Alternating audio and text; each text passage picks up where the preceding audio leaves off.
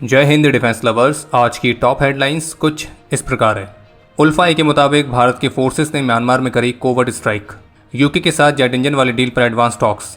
पाकिस्तान ने इनकार किया भारत की स्ट्राइक के बदले उनके किसी भी न्यूक्लियर रिस्पॉन्स से। ATAGS को मिलेगी 80 किलोमीटर से भी अधिक की मारक क्षमता। और न्यूक्लियर एनवायरनमेंट में रिस्पॉन्स के लिए DRDO बना रही है खास तरह की एम्बुलेंस।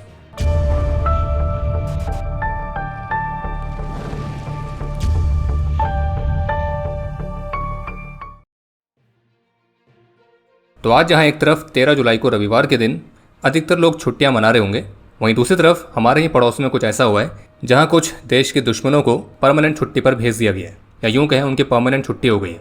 और आज हम निकम्मे पड़ोसियों की बात नहीं कर रहे हैं, हम बात कर रहे हैं म्यांमार की।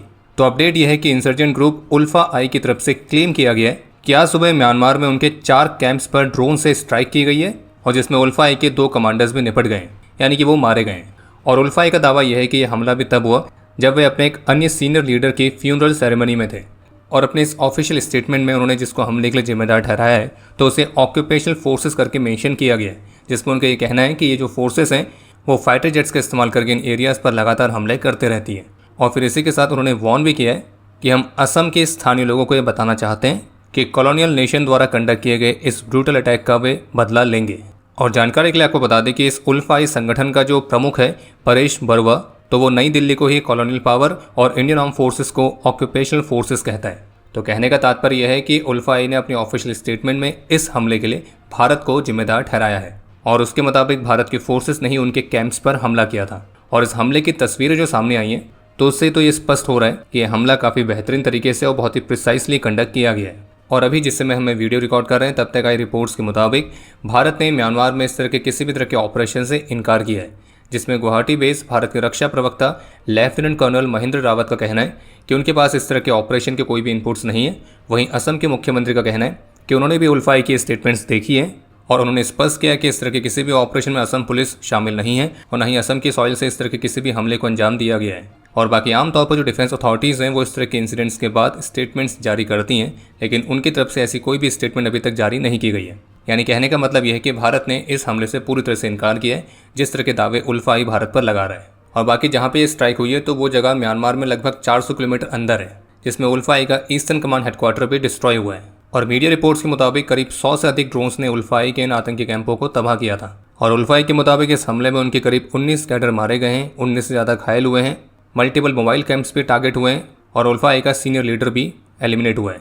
तो एक तरफ जहाँ वो एक ही फ्यूनरल मना रहे थे, अब उन्हें एक और का मनाना पड़ेगा। अब इसने जिसने भी करा है, कैसे करा है, वो तो उल्फाई वालों को ही देखना है, क्योंकि भारत ने तो क्लियरली कह दिया कि हमने नहीं करा है। और बाकी तो आप समझदार हैं ही। भारत शक्ति की रिपोर्ट के मुताबिक भारतीय प्रधानमंत्री की जो अपकमिंग UK विजिट है, तो इस विजिट के दौरान रोल्स रॉयस के साथ भारत के जेट इंजन प्रोग्राम पर जो बातचीत है वो महत्वपूर्ण तरीके से एडवांस स्टेजेस पर हो सकती है। और जैसे कि पहले के अपडेट्स में ऑलरेडी हमने आपको बताया था कि DRDO को फ्रांस की सैफ्रन और UK की रोल्स रॉयस के बीच डिसाइड करने के लिए कहा गया है। और रिपोर्ट के मुताबिक इस पर जो हाई लेवल डिसीजन है वो जल्द ही लिए जाने की उम्मीद है। और इस बात की पूरी उम्मीद है कि इसी फिस्कल ईयर के अंदर जो इंजन डेवलपमेंट पार्टनर है उस पर भारत अपना अंतिम निर्णय ले लेगा, जो कि सैफ्रन और रोल्स रॉयस में से कोई एक हो सकता है। इसके अलावा एक और अपडेट है कि ऑपरेशन सिंदूर और दुनिया भर में चलने वाले अन्य सभी कॉन्फ्लिक्ट से भी लाइसेंस लेते हुए अब DRDO ने एक नई तरह की परियोजना को इनिशिएट किया है, जिसमें न्यूक्लियर एनवायरनमेंट में भी मेडिकल लॉजिस्टिक पर्पस और प्री हॉस्पिटल केयर के लिए अपनी तरह की पहली स्पेशलाइज एम्बुलेंस बनाई जाएगी।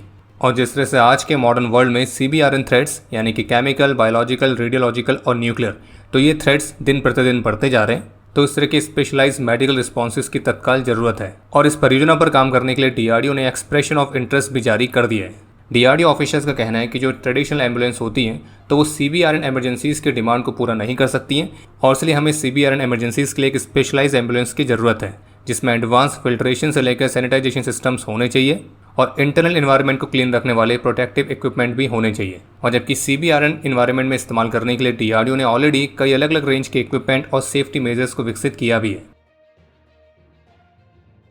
पाकिस्तान में आयोजित एक इवेंट को संबोधित करते हुए पाकिस्तान के प्रधानमंत्री शहबाज शरीफ ने भारत के ऑपरेशन सिंदूर वाली स्ट्राइक के जवाब में पाकिस्तान के किसी भी न्यूक्लियर रिस्पॉन्स वाली संभावना से इनकार किया है। उनका ये कहना था कि पाकिस्तान के जो न्यूक्लियर वेपन्स हैं वो पीस और डिफेंस के लिए है, ना कि एग्रेशन के लिए। और उनके मुताबिक पाकिस्तान एक बहुत ही रिस्पॉन्सिबल न्यूक्लियर स्टेट है और वैसे एक बात तो माननी पड़ेगी कि पाकिस्तान सच में एक बहुत ही विचित्र देश है। एक तरफ जहां पाकिस्तान के प्रधानमंत्री ऐसी स्टेटमेंट्स दे रहे हैं कि वो एक बहुत ही रिस्पॉन्सिबल न्यूक्लियर स्टेट है, तो अभी मई के महीने में ही रशिया में पाकिस्तानी राजदूत ने रशियन ब्रॉडकास्टर आरटी के साथ इंटरव्यू में क्लियरली कहा था कि अगर भारत ने पाकिस्तान के वाटर रिसोर्सेज को डिस्टर्ब करने का प्रयास किया तो पाकिस्तान अपनी फुल पावर का इस्तेमाल करने से बिल्कुल भी पीछे नहीं हटेगा, और जिसमें न्यूक्लियर वेपन्स के इस्तेमाल करने की बात भी की गई थी। और पाकिस्तान ने धमकी दी थी कि अगर भारत ने पाकिस्तान का पानी रोका तो वो इसे एक्ट ऑफ वॉर मानेंगे और फिर वो कुछ भी कर सकते हैं। और पाकिस्तान के अलग अलग सीनियर ऑफिशियल्स की तरफ से भारत को ये पहली बार कोई न्यूक्लियर धमकी नहीं मिली है, बल्कि ये धमकी हमेशा ही ऐसे मिलते रहती है, जैसे कि मानो कि इनमें से हर एक अपने घर पर न्यूक्लियर वेपन लेके बैठा हुआ है। लेकिन पाकिस्तानी प्रधानमंत्री ने जो अभी हाल ही में ऑपरेशन सिंदूर की स्ट्राइक के बदले में पाकिस्तान के किसी भी न्यूक्लियर रिस्पॉन्स वाली संभावना से इनकार किया है और इस बात पर जोर दिया है कि पाकिस्तान की मिलिट्री ने फुल फोर्स के साथ रिस्पॉन्ड किया था, लेकिन कन्वेंशनल बाउंड्स के अंदर। तो कहीं ऐसा तो नहीं कि पाकिस्तान अब डैमेज कंट्रोल करने की कोशिश कर रहा है। और बाकी पाकिस्तान का इतिहास तो यही रहा है कि जब भी वो पीस की बात करता है तो वो PEACE वाली पीस की बात नहीं कर रहा होता है, बल्कि PIECE वाली पीस की बात कर रहा होता है, हिंदी में जिसे आप कहते हैं टुकड़े। और इसका तो शुरुआत से ही पाकिस्तान के साथ एक अच्छा खासा कनेक्शन रहा है, क्योंकि पाकिस्तान हमेशा से ही दूसरों के द्वारा फेंके गए टुकड़ों पर पलता आया है, और छाती पर बॉम्ब बांध के खुद को पीस करने वाले भी पाकिस्तान में ही तो मिलते हैं। लेकिन यहाँ पे बात नोट करने वाली ये है कि पाकिस्तान के प्रधानमंत्री ने तो ऑपरेशन सिंदूर के दौरान अब किसी भी तरह की न्यूक्लियर एस्केलेशन की संभावना से इनकार कर दिया है। तो आपको क्या लगता है, कहीं यहाँ डॉलर का चक्कर तो नहीं है? अपने विचार कमेंट सेक्शन में शेयर जरूर करिएगा। भारत की जो सबसे लॉन्गेस्ट रेंज की आर्टिलरी गन है ATAGS, तो ये अपने लॉन्गेस्ट रेंज वाले वर्ल्ड रिकॉर्ड को आगे भी कायम रखने के लिए तैयार है, क्योंकि लेटेस्ट रिपोर्ट्स के मुताबिक ATAGS की जो रेंज है वो लगभग 80 किलोमीटर तक एक्सटेंड होगी। और इस मारक क्षमता को बढ़ाने के लिए DRDO एक बहुत ही खास तरह के एम्यूनेशन को विकसित कर रही है, जो न केवल इसकी मारक क्षमता बल्कि इसकी प्रिसिशन को भी इंप्रूव करेगा। अभी वर्तमान समय में जो ATAGS है वो लगभग 48 किलोमीटर की दूरी तक मारक क्षमता रखती है, और इस गन से इस्तेमाल करने के लिए DRDO अलग अलग वैरायटी के एम्यूनेशंस को विकसित करने पर काम कर रही है, और इसी तरह से बॉरोलेट एम्यूनेशन को भी विकसित करने पर काम चल रहा है, जिसके यूजर ट्रायल्स अगले 1.5 वर्ष के अंदर कंप्लीट हो जाएंगे। इसके अलावा कुछ गाइडेड शेल्स को भी विकसित किया जा रहा है, जिनमें GPS और लेजर गाइडेड वेरिएंट्स भी शामिल रहेंगे। और ये जो गाइडेड शेल्स हैं ये भी 4 से 5 वर्ष के अंदर उपलब्ध हो जाएंगे, जो कि रेंज और एक्यूरेसी दोनों को इंप्रूव करने में काफ़ी महत्वपूर्ण भूमिका निभाएंगे।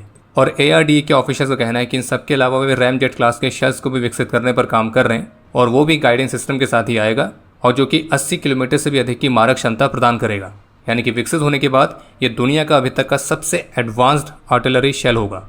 और ये जो रैमजेट क्लास वाला शेल है ये अगले 5 वर्ष के अंदर तैयार होने की पूरी उम्मीद है, और दुनिया में कुछ ही देश हैं जो कि इस कैटेगरी के आर्टिलरी शेल पर काम कर रहे हैं। और वहीं जो GPS गाइडेड एम्यूनेशन का प्रोटोटाइप है, जो कि GPS के बैकअप ऑप्शन के साथ मुख्य रूप से भारत के स्वदेशी नाविक सैटेलाइट गाइडेंस का इस्तेमाल करेगा, तो ये 2027 तक तैयार होने की पूरी उम्मीद है।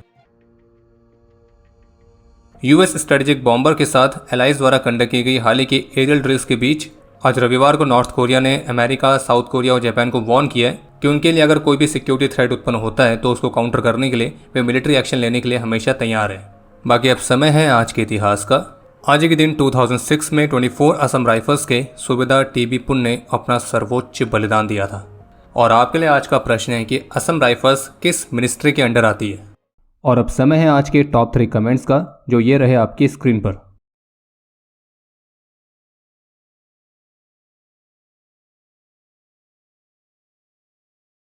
उम्मीद है आपको आज का एपिसोड पसंद आया होगा। पसंद आया तो वीडियो को लाइक करना ना भूलें।